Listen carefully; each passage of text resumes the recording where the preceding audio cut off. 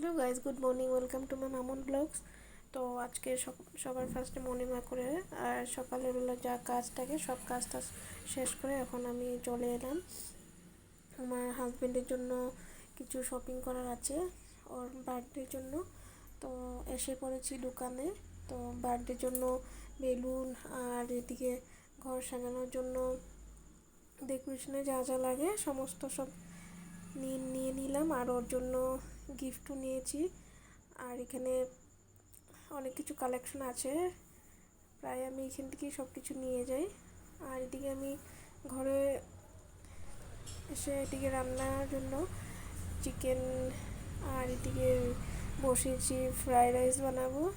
তো ভাত চটপট করে রান্না করছি কারণ সবাই এসে পড়বে, আর আসার পরে রান্নাটা না হলেও কেমন লাগে, তো তাই জন্য রান্নাটাকে প্রথম কমপ্লিট করে নিলাম। এদিকে বিনস, গাজর, মটর সব কিছু ভেজে নিয়েছি ফ্রাইড রাইসের জন্য।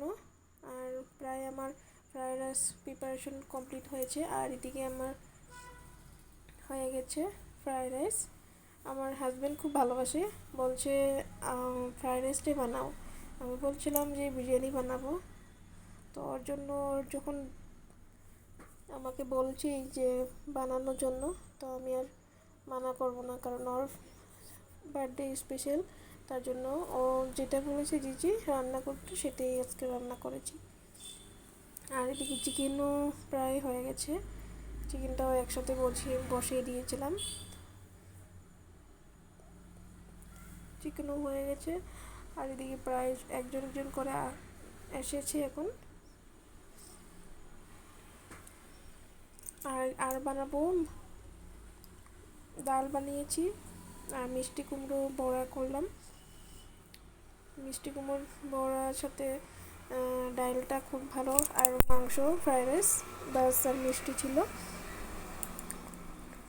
তো এদিকে এক এক করে মিষ্টি কুমড়ো আমি ভেজে নিলাম গরম গরম, সবার লাস্টে বানিয়েছি এটা।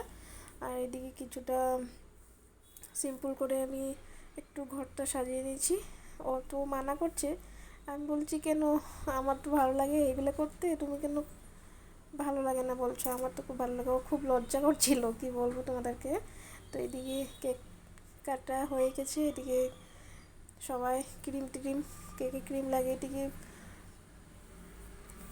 সবার সাথে ফটো ক্লিক করে। তো লাস্টে আমরা সবাই খাওয়া দাওয়া করে এখন ডিনার করছি, প্রায় 11:30 বাজে এখন। তো আজকে ডিনার করে কাজটা শেষ করছি, প্রায় আমার 12:30 হয়েছে। তো আজকে ব্লগটা এখানেই শেষ করছি, দেখা হচ্ছে নেক্সট ব্লগে।